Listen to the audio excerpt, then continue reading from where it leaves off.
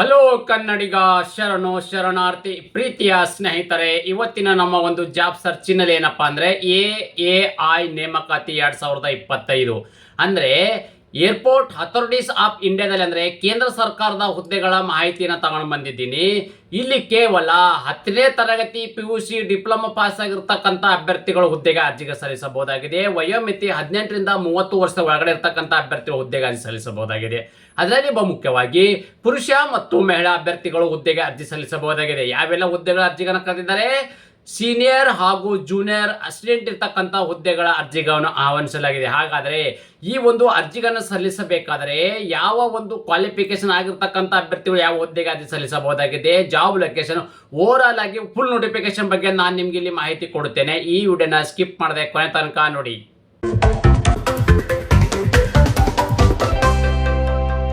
ಸ್ನೇಹಿತರೆ, ತಾವುಗಳು ಇಲ್ಲಿ ಗಮನಿಸಬಹುದು ಎ ವೇಕೆನ್ಸಿ 2025ರ ವೇಕೆನ್ಸಿ ನೋಟಿಫಿಕೇಶನ್ ಬಗ್ಗೆ ಮಾಹಿತಿ ನೋಡೋದಾದ್ರೆ ಯಾವ ಒಂದು ಇಲಾಖೆಯಿಂದ ಅಧಿಸೂಚನೆ ಬಿಡುಗಡೆ ಆಗಿದ್ರಪ್ಪ ಅಂದ್ರೆ airport authority of India AI ಇಂದ ಒಂದು ಅಧಿಸೂಚನೆ ಬಿಡುಗಡೆ ಅಂದ್ರೆ ಈ ಒಂದು ಇಲಾಖೆಯಿಂದ ಅಧಿಸೂಚನೆ ಬಿಡುಗಡೆವಾಗಿದ್ದು ಎಷ್ಟು ಹುದ್ದೆಗಳ ಕರೆದಿದ್ದಾರಪ್ಪ ಅಂದ್ರೆ 14 ಹುದ್ದೆಗಳ ಅರ್ಜಿಗಳನ್ನು ಆಹ್ವಾನಿಸಲಾಗಿದೆ.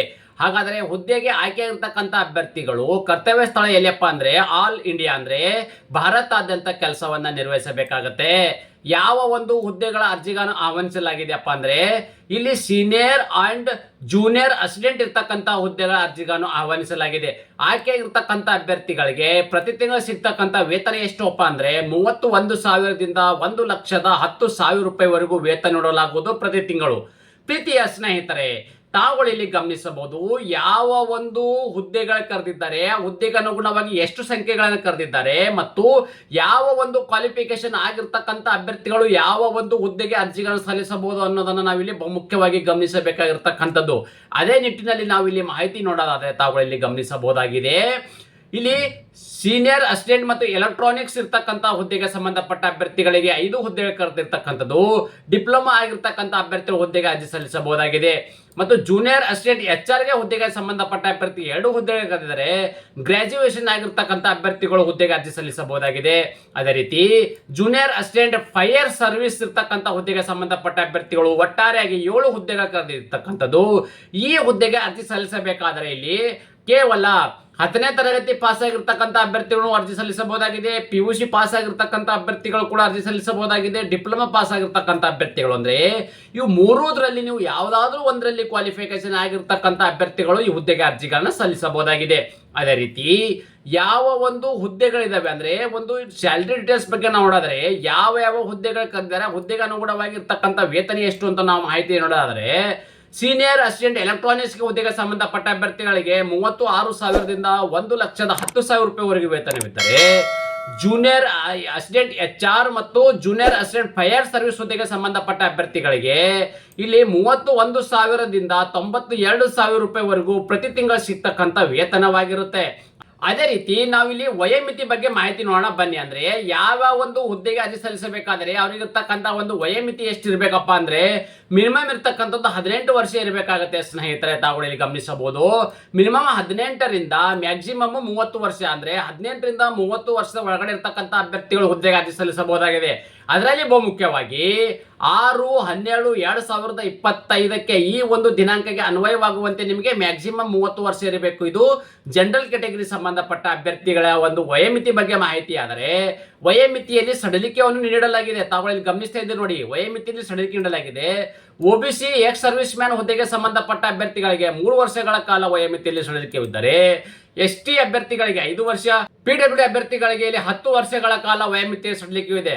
ಅದೇ ರೀತಿ ಮತ್ತು PWD ST ಅಭ್ಯರ್ಥಿಗಳಿಗೆ ಇಲ್ಲಿ 15 ವರ್ಷಗಳ ಕಾಲ ವಯೋಮಿತಿಯ ಸಡಿಲಿದೆ. ಅಂದ್ರೆ ಇಲ್ಲಿ ಏನಪ್ಪಾ ಅಂದ್ರೆ ST ಗೆ ಇರ್ತಕ್ಕಂಥದ್ದು ಎಷ್ಟಿರ್ತಕ್ಕಂಥದ್ದು 5 ವರ್ಷ, ಇಲ್ಲಿ PWD ST ಗೆ ಇರ್ತಕ್ಕಂಥದ್ದು 15 ವರ್ಷಗಳ ಕಾಲ ವಯೋಮಿತಿಯಲ್ಲಿ ಸಡಿಲಿಕೆ ನೀಡಲಾಗಿದೆ.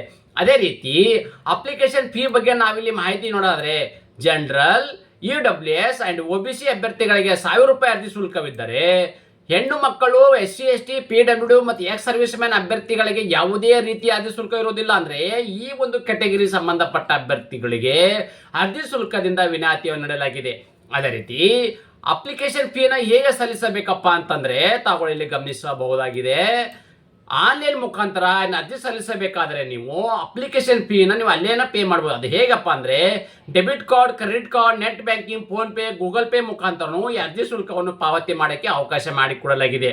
ಅದೇ ರೀತಿ ಈ ಸೆಲೆಕ್ಷನ್ ಪ್ರೊಸೀಜರ್ ಹೇಗೆ ಮಾಡ್ತಾರೆ ಅಂದರೆ ಅಪ್ಲಿಕೇಶನ್ ಎಲ್ಲ ಹಾಕಾಯ್ತು, ಹಾಕಾದ ಬಳಿಕ ಸೆಲೆಕ್ಷನ್ ಪ್ರೊಸೀಜರ್ ಹೇಗೆ ಮಾಡ್ತಾರಪ್ಪ ಅಂದರೆ ಮೊದಲದಾಗಿ ನಿಮ್ಗೆ ಇಲ್ಲಿ ಒಂದು ರಿಟರ್ನ್ ಎಕ್ಸಾಮ್ ನೀಡಲಾಗುವುದು. ಆ ರಿಟರ್ನ್ ಎಕ್ಸಾಮ್ ಹೇಗಪ್ಪ, ಕಂಪ್ಯೂಟರ್ ಟೆಸ್ಟ್ ಇರ್ತಕ್ಕಂಥದ್ದು, ಕಂಪ್ಯೂಟರ್ ಬೇಸ್ಡ್ ಟೆಸ್ಟ್ ಇರ್ತಕ್ಕಂಥ ಅಂದರೆ CBT ಎಕ್ಸಾಮ್ ನಡೆಸಲಾಗುವುದು. ಆ CBT ಎಕ್ಸಾಮ್ ಅಲ್ಲಿ ಕ್ವಾಲಿಫೈ ಆಗಿರ್ತಕ್ಕಂಥ ಅಭ್ಯರ್ಥಿಗಳ ಡಾಕ್ಯುಮೆಂಟ್ ವೆರಿಫಿಕೇಶನ್ ಮಾಡಿ ಫೈನಲ್ ಆಗಿ ಒಂದು ಮೆರಿಟ್ ಆಧಾರದ ಮೇಲೆ ಇಲ್ಲಿ ಅಭ್ಯರ್ಥಿಗಳನ್ನ ನೇಮಕಾತಿ ಮಾಡಲಾಗುವುದು. ಸ್ನೇಹಿತರೆ, ಬಹು ಮುಖ್ಯವಾಗಿ ಏನಪ್ಪಾ ಅಂದ್ರೆ ಇಂಪಾರ್ಟೆಂಟ್ ಡೇಟ್ಸ್ ಬಗ್ಗೆ ಕೂಡ ನಾವು ಮಾಹಿತಿ ನೋಡೋದಾದ್ರೆ ಅರ್ಜಿ ಸಲ್ಲಿಸಲು ಪ್ರಾರಂಭ ದಿನಾಂಕ ಯಾವಾಗಪ್ಪ ಅಂದ್ರೆ 12/12/2025. ನೋಡಿ, 12/12/2025 ಇದು ಅಪ್ಲಿಕೇಶನ್ ಪ್ರಾರಂಭವಾಗಲಿದ್ದು, ಅಪ್ಲಿಕೇಶನ್ ಕೊನೆಯ ದಿನಾಂಕ ಯಾವಾಗಪ್ಪ ಅಂದ್ರೆ 11 ಜನವರಿ. ನೋಡಿ, ಯಾವಾಗಿದು 11 ಜನವರಿ 2020 ಒಂದು ಅಪ್ಲಿಕೇಶನ್ ಅನ್ನ ಇದು ಕೊನೆಗೊಳ್ಳಲಿದೆ. ಅದೇ ರೀತಿ ಈ ಅಪ್ಲಿಕೇಶನ್ ಫೀ ಯಾವಾಗಪ್ಪ ಅಂದ್ರೆ 11/1 ಅಂದ್ರೆ 11 ಜನವರಿ 2026 ಇದು ಕೊನೆಗೊಳ್ಳಲಿದೆ. ಅಪ್ಲಿಕೇಶನ್ ಫೀ ಓರಲ್ ಇರ್ತಕ್ಕಂಥ ಒಂದು ಅಪ್ಲಿಕೇಶನ್ ನೀವು ಅಲ್ಲಿಗೆ ಕಂಪ್ಲೀಟ್ ಅನ್ನ ಮಾಡ್ಕೋಬೇಕಾಗತ್ತೆ. ಅದೇ ರೀತಿ ಒಂದು ಅಫಿಷಿಯಲ್ ನೋಟಿಫಿಕೇಶನ್ ಬಗ್ಗೆ ನಿಮ್ಗೆ ಆಲ್ರೆಡಿ ಫುಲ್ ಮಾಹಿತಿ ನಾನು ನೀಡಿದ್ದೇನೆ.